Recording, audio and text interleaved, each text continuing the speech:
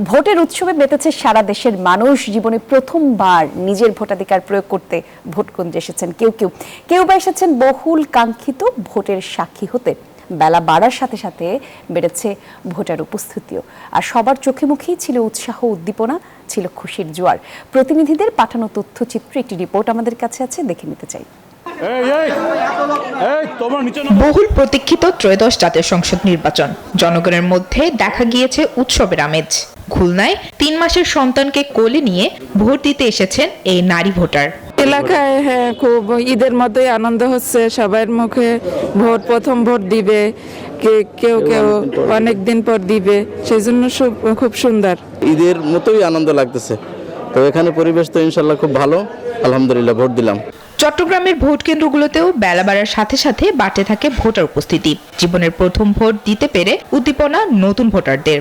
জীবনে প্রথম ভোট দিচ্ছি, তো আসলে আশাবাদী আর কি, ইনশাল্লাহ যে সবকিছু ভালোভাবে হবে। 15 বছর পরে দিলাম, আর এই 15 বছর দিনেই আর বাংলাদেশের নাগরিক হিসেবে আমাদের অধিকার প্রয়োগের যে ব্যবস্থা, সেটা আলহামদুলিল্লাহ অনেক বছর পরে হলেও আমরা সুযোগ পাচ্ছি।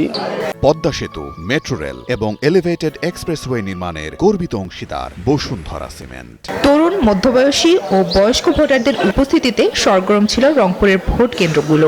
নারী ভোটারদের ছিল স্বতঃস্ফূর্ত উপস্থিতি। সুষ্ঠু ভোট এখানে দিলাম, ভোটের পরিবেশও অনেক সুন্দর, পরিবেশ অবশ্যই অনেক সুন্দর, কোনো বাজে সিচুয়েশন নেই আর কি। এটা আমার জীবনের প্রথম ভোট, তো নির্বাচনী পরিবেশটা খুবই শান্তশিষ্ট। আমেজ দেখা গেছে উত্তরা জেলার রাজশাহীর বিভিন্ন কেন্দ্রে।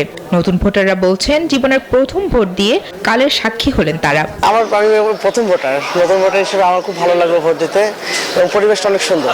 দীর্ঘ 17 বছর পর আমাদের ভোট দেওয়ার যে স্বাধীনতা, সেটা আমরা ফিরে পেয়েছি। এবার ভোট দিয়ে খুব সুস্থভাবে, খুব আরামে ভোট দিয়ে, মানে কোনো রকমের কোনো জ্ঞান না, খুব সুস্থভাবে ভোট। দক্ষিণের জেলা বরিশালেও ভোটের শান্তিপূর্ণ পরিবেশ। প্রতীক্ষিত ভোটের উৎসবে মেতেছে পাহাড়ি ভোটাররাও। ভালোভাবে আমরা সুষ্ঠুভাবে দিছি। বছরে ভোট দিতে পারি নাই, এই ফির ভোট দিতে পারছি, খুব খুশি। অনেকদিন পর একটা ভোট দিলাম, অনেক শান্তিপূর্ণভাবে ভোট দিলাম। এলাকার যেন ভালো একজন সুষ্ঠু স্বাভাবিক লোক আসুক, যে আমাদের এলাকার উন্নয়ন করবে এরকম। এবারে নির্বাচনে যে দলই বিজয়ী হোক না কেন, তারা যেন জনস্বার্থে কাজ করে, এমনটাই প্রত্যাশা সর্বস্তরের মানুষের। Desk report, news 24।